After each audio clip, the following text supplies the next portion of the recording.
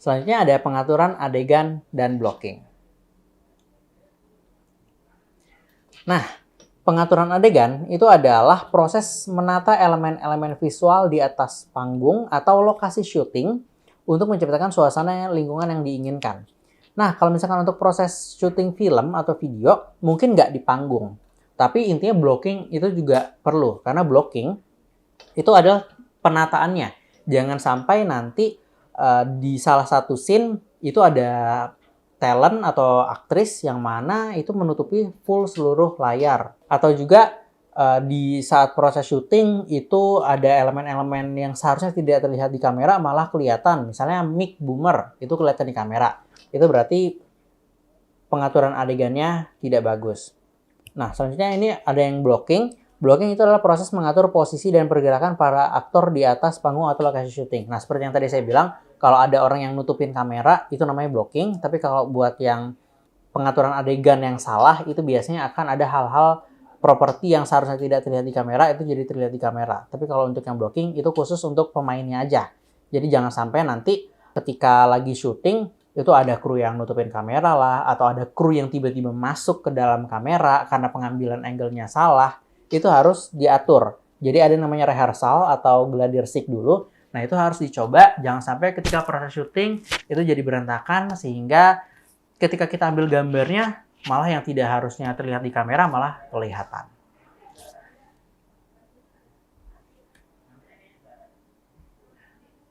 Nah, ini ada elemen dalam pengaturan adegan. Yang pertama ada set dan props atau properti ya. Set itu adalah struktur fisik yang mewakili lokasi adegan seperti rumah, kantor, atau hutan. Jadi set itu tempatnya. Jadi kalau misalkan kita jadi sutradara, itu ngejelasin, set kita nanti ada di lapangan ya, atau set kita nanti ada di kamar. Berarti set itu lokasinya di mana? Apakah di rumah, di lapangan, gedung, dan lain-lain. Kalau properti, yaitu barang yang digunakan. Misalnya seperti furnitur, peralatan, atau senjata. Ketika kita bikin film action yang ada adegan tembak-tembak, berarti setnya di lapangan terbuka, dan propsnya itu adalah pistol atau senjata-senjata tajam. Selanjutnya ada kostum. Kostum adalah pakaian yang dikenakan oleh para aktor. Ini kostum, walaupun sebenarnya terlihat simpel, tapi sebenarnya ini cukup rumit. Terutama untuk film-film kolosal atau film-film yang dia menggunakan adegan masa lampau, maksudnya latar belakang masa lampau, atau film-film yang dia itu nggak sesuai di negara yang tempat dia syuting. Misalnya syuting di Indonesia, tapi harus pakai pakaian ala Belanda, harus pakai pakaian ala Prancis. Itu nyari kostumnya sebenarnya agak sulit. Nah, untuk pencarian kostum, ini wajib ditata oleh wardrobe yang memang sudah mumpuni, agar antara film, adegan dengan kostumnya itu matching. Selanjutnya pencahayaan dan tata suara. Pencahayaan itu tujuannya sudah pasti untuk menerangi sekaligus untuk memberikan mood juga di dalam film.